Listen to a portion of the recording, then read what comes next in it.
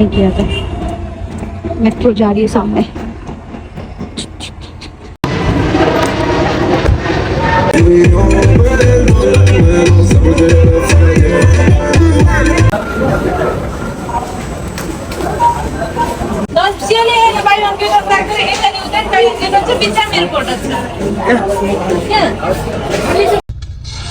आधे घंटे बाद बोला था नहीं ले ले सामान तो कैसे लेके आ गया। अस्सलाम वालेकुम, हेलो एवरीवन, कैसे हैं आप सब लोग। आई होप आप लोग अच्छे होंगे। तो आइए शुरू करते हैं आज का व्लॉग। तो ये सैटरडे की वीडियो है। रात के 1:30 बज चुके हैं और इल्हाम की मस्तियाँ देखें। डैडी के ऊपर चढ़ के इस तरह खड़े हो रही है और वहाँ से जंप कर रही है।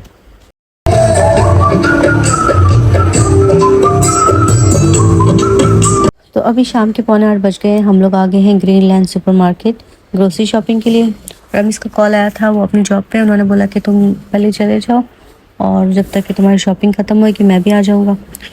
तो मैं इल्हाम को लेके आ गई थी। इशाल घर पे ही है और इल्हाम बस यहाँ पे इसने लाउड स्पीकर देखा पहली बार, तो ये बहुत एक्साइटेड हो रही थी। बार बार मुझे लाउड स्पीकर के पास लेके जाती है। वहाँ पे खड़े रह के इसको मतलब अच्छा लगता है म्यूज़िक सुनने के लिए। वहाँ पे कभी डांस करिए, कभी कुछ करिए। तो बस इस तरह मैं अपनी शॉपिंग कर रही थी और इल्हाम अपनी शॉपिंग कर रही थी। कभी इल्हाम चॉकलेट लेके आती है, कभी आइसक्रीम लेके आती है, तो कभी सीरियल, तो कभी कुछ।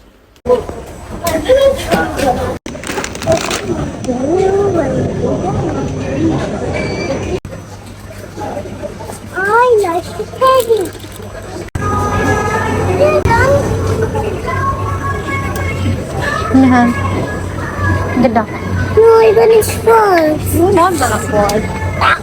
इल्हाम कल खतीजा के घर पे खेल रही थी और खतीजा ने उसको एक पीस फ्राइड चिकन दिया था। फिर वो घर पे लेके आई और उसने माशाल्लाह पूरा खाया। तो मैंने अपने दिल में सोचा हम घर में तो कभी भी बनाते हैं, कभी नहीं खाती। कभी हम बाहर भी जाते हैं खाना खाने के लिए, वहाँ पे भी नहीं खाती। तो अब लगता है इसको चिकन अच्छा लग गया, अब ये खाएगी। तो इसलिए मैंने सोचा कि मैं भी इसके लिए घर में बना देती हूँ KFC की तरह, तो शायद ही खा ले। तो मैंने यहाँ से सारी चीज़ें वगैरह ले ली थी जो भी उसमें चाहिए था मुझे KFC के लिए, फ्राइड चिकन के लिए।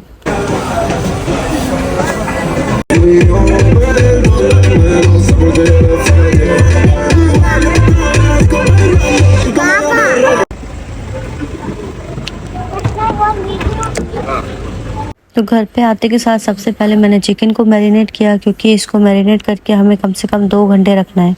तो मैरिनेशन के लिए सबसे पहले मैंने इसमें सॉल्ट ऐड किया। उसके बाद 1 टेबल स्पून सोया सॉस, थोड़ा सा चिली सॉस था तो वो भी मैंने डाल दिया, करीब 1 टीस्पून के होगा ये। और उसके बाद मैंने इसमें 1 टेबल स्पून केचप ऐड किया। फिर जिंजर गार्लिक पेस्ट होगा 1 table spoon, 1 teaspoon black pepper, और एक आपने लेना है सीजनिंग पैकेट कोई भी नूडल्स का। मेरे पास इंडोमी का था तो मैंने इसमें इंडोमी का ऐड कर दिया। और बस इन सभी मसालों को आपने अच्छी तरह से मिक्स कर लेना है। उसके बाद चिकन को अच्छी तरह से मैरिनेट करके 2 या 3 घंटे के लिए आपने फ्रिज में रख देना है। तो यहाँ पे मेरे पास होगा करीब 1 किलो चिकन ब्रेस्ट। इसको मैंने इस तरह मोटे मोटे पीसेस में काट लिया है। आप अपनी मर्जी के शेप में इसको काट सकते हैं। तो बस इसको अब हम इसमें डिप कर देंगे।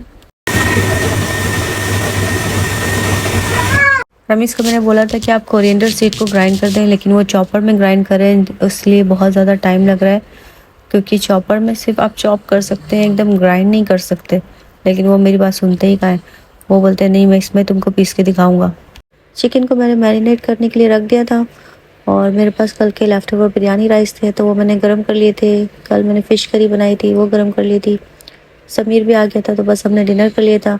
मैंने जीजू के फुजेरा वाले अरबाब से भी बात की थी। मैंने उनको बोला था कि अगर फुजेरा में इशू आ रहा है तो आप दुबई से ट्राई कर लें, हो सकता है यहाँ से अप्रूवल मिल जाए। तो वो मुझे यही बोल रहे थे कि पहले आप लोग वहाँ से सारी इन्फॉर्मेशन ले लो।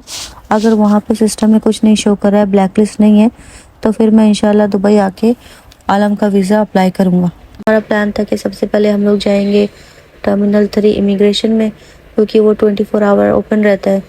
लेकिन समीर बोला जाने से पहले कॉल कर लो। तो जब हमने कॉल किया तो हमने बताया कि जीजू का मतलब ये इशू है, वो यहाँ पे सऊदी से आए हैं, तो हम वहाँ पे आके उनके बारे में इन्फॉर्मेशन चेक करना चाहते हैं कि उनका वीज़ा क्यों रिजेक्ट हुआ। तो वो बोलते हैं इसके लिए आपको अल अवीर इमिग्रेशन में जाना पड़ेगा, एयरपोर्ट से आपको नहीं मालूमात पड़ेगी इस चीज़ की। तो फिर हम लोग एयरपोर्ट नहीं गए। उसके बाद में हम लोग देरा आ गए। समीर को यहाँ पे हेयर कटिंग के लिए जाना था और हमने सोचा कि यहाँ पे आमिर सेंटर है तो हम लोग यहाँ आमिर सेंटर में भी इंफॉर्मेशन ले लेते हैं। तो इसके समीर को हमने यहाँ ड्रॉप कर दिया था, उसके बाद हम लोग आमिर सेंटर गए और आमिर सेंटर में भी यहाँ पे भी यही बोला कि मतलब आपको यहाँ से इंफॉर्मेशन नहीं मिलेगी, आपको अलवीर इमिग्रेशन में जाना पड़ेगा। और जो हमारे घर के पास जो सामने आमिर था, जो मेरा रोड पे, हमने वहाँ पे भी पूछा था, वहाँ पे भी उन्होंने यही बोला कि आप इमिग्रेशन में जाओ। वहाँ तो ये बोला था कि इमिग्रेशन, लेकिन कोई भी इमिग्रेशन ये नहीं बोला था कि अलवीर में जाओ। जब यहाँ के आमिर में गए तो इन्होंने बोला सिर्फ अलवीर में जाओ। एयरपोर्ट पे गए तो एयरपोर्ट वाले भी यही बोले अलवीर में जाओ। तो मतलब आमिर सेंटर या तहसील या कोई भी जो भी यहाँ पे गवर्नमेंट ऑफिसेस हैं, वहाँ से ये इन्फॉर्मेशन नहीं मिलेगी आपको। अगर से कोई बंदे के ऊपर केस है या ब्लैक लिस्टेड है या कोई भी, तो आपको अलवीर इमिग्रेशन सेंटर ही जाना पड़ेगा। और मैंने एक डॉक्यूमेंट क्लियरिंग कंपनी को जीजू के डॉक्यूमेंट सेंड किए थे व्हाट्सएप पे और उनसे इन्फॉर्मेशन ली थी। तो वो लोग भी यही बोल रहे थे कि अगर बंदा यहाँ पे ऑलरेडी आ गया है और उसको इमिग्रेशन पे कोई इश्यू नहीं हुआ है तो इसका मतलब उसके ऊपर कोई केस नहीं है। अगर ऐसा कुछ होता तो उसको एयरपोर्ट से ही वापस कर देते या वहाँ पे उसको अरेस्ट कर लेते। तो ऐसा कुछ नहीं हुआ, इसका मतलब उसके ऊपर कोई केस नहीं है। तो उसने सिस्टम में चेक किया तो वो बोलता है सिस्टम में भी कोई मतलब नहीं दिखा रहा है, सिस्टम में ऐसा कुछ नहीं है कि उसके ऊपर कोई केस है या बैन है, ऐसा कुछ भी नहीं है। तो फिर हमने ये डिसाइड किया था कि मंडे को जब जीजू आ जाएंगे तो हम उनको लेके डायरेक्ट अलवीर इमिग्रेशन में चले जाएंगे, क्योंकि जो जीजू का अरबाब है फुजेरा वाला, वो उनको मंडे को यहाँ पे ड्रॉप कर देगा। हमने अपनी तरफ से ये सोचा था कि जीजू का जो सऊदी एम्प्लॉयर है उसने जीजू के ऊपर जीसीसी बैन लगा दिया है, लेकिन ऐसा कुछ नहीं था, क्योंकि समीर ने भी अपने सोर्सेज से सऊदी तक की मतलब बात कर ली थी। तो वहाँ पे भी ये बोल रहे थे कि वहाँ पे जो कंपनी में बंदे काम करते थे वो सऊदी के चले गए थे, सऊदी से अपनी अपनी कंट्री में, उनके ऊपर भी ट्रैवल बैन लग गया था, लेकिन वो वापस सऊदी तो नहीं आ सके, लेकिन वहाँ दूसरी कंट्री में जाके वो जॉब कर रहे हैं। मतलब कुछ लोग दुबई भी आए हैं, कुछ लोग कुवैत गए हैं, तो उनको कोई इशू नहीं हुआ। और मैंने भी मतलब बहुत सारे यूट्यूब चैनल से इन्फॉर्मेशन ली तो वहाँ पे भी यही पता लगा कि जो भी सऊदी से एग्ज़िट करता है तो उसको अगर वो एंटर नहीं करता है उसी वीज़ा के ऊपर तो उसको ऑटोमेटिकली बैन लग जाता है 5 ईयर का। लेकिन वो सिर्फ सऊदी का है, जीसीसी का नहीं है, पूरे गल्फ़ का नहीं है। तो ये इन्फॉर्मेशन भी मिल गई, प्लस टाइपिंग सेंटर से भी इन्फॉर्मेशन मिल गई कि उनके ऊपर कोई केस नज़र नहीं आ रहा। तो मुझे जो भी इन्फॉर्मेशन मिली थी मैंने जीजू के अरबाब को, जो फुजेरा वाला है, उनको मैसेज कर दिया था व्हाट्सएप पे कि मतलब यहाँ पे हमने डॉक्यूमेंट क्लियरिंग से भी बात कर ली है और सब जगह से जो जो इन्फॉर्मेशन मिली है तो वो लोग यही बोल रहे हैं कि इनके ऊपर कोई केस नहीं है और सिस्टम में भी कुछ शो नहीं कर रहा है। तो इंशाल्लाह अगर आप दुबई से वीज़ा अप्लाई करेंगे तो अप्रूव हो जाएगा। तो फिर उनका कॉल आया था टेलर भाई को रात के 11:30 बजे कि इंशाल्लाह कल मंडे को मतलब वो आ जाएंगे सुबह 7 बजे के करीब, और वहाँ आके जीजू के लिए वहाँ दुबई से वीज़ा अप्लाई करेंगे।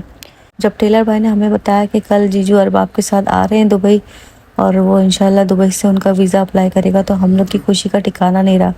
फिर मैंने अपनी बाजी को इंडिया में बताया, उनके बच्चों को बताया, सब लोग माशाल्लाह इतना खुश हो गए। फिर मैंने बोला सब लोग रात भर मिलके दुआ करो कि इंशाल्लाह कल जीजू का वीज़ा कैसे भी लग जाए। तो बस अब हम सब बेसब्री से मंडे का इंतज़ार कर रहे हैं। तो 1:45 बजे हम लोग घर वापस आ गए थे और घर आते के साथ ही मैंने चिकन निकाल लिया था। मैंने सोचा अब मैं इल्हाम को फ्राई करके दे देती हूँ, शायद वो खा ले, क्योंकि अभी तक उसने कुछ भी नहीं खाया था। तो आटा मैंने लिया है यहाँ पे 1 कप और उसमें आधा कप है कॉर्नफ्लावर और 1 चम्मच चिली, 1 चम्मच गार्लिक पाउडर, सॉल्ट, ये सब चीज़ों को हमने मिक्स कर लिया था। उसके बाद मैंने पहले चिकन को इसमें आटे में डिप किया, उसके बाद पानी में, फिर वापस से आटे में। इस तरह हमने 2 लेयर की कोटिंग करनी है। उसके बाद हमने सारे चिकन को इस तरह फ्राई कर लेना है और इसको कम से कम हमने 10 से 12 मिनट के लिए पकाना है लो फ्लेम पे।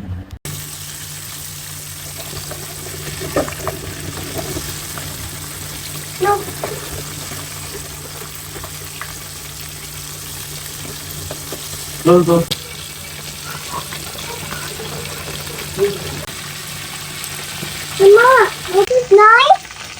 I thought this is nice. Blue and red. Don't eat that. Shut this, shut you. तो माशाल्लाह KFC की तरह फ्राइड चिकन रेडी हो गया था।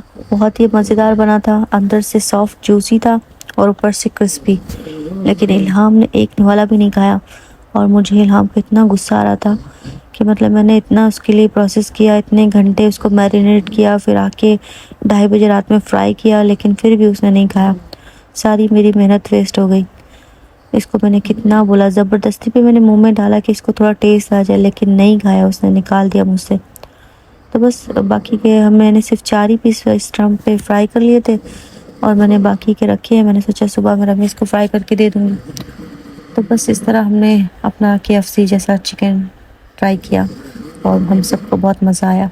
मुझे जलेबी हमेशा योगर्ट के साथ खाने अच्छी लगती है, क्योंकि इसका टेस्ट है ना बहुत अच्छा लगता है, क्योंकि स्वीट भी है, सावर भी है। और कुछ लोगों को मिल्क के साथ अच्छी लगती है, जैसे दूध जलेबी इंडिया पाकिस्तान में दोनों जगह खाते हैं, लेकिन मुझे ज़्यादा दही के साथ अच्छी लगती है। आप लोगों में से कौन है जो मतलब जलेबी दही के साथ खाता है, वो मुझे कमेंट में बताएं। Look, 2 and 1 is here in this one. 3, then 4, 6, 7, 8, 9.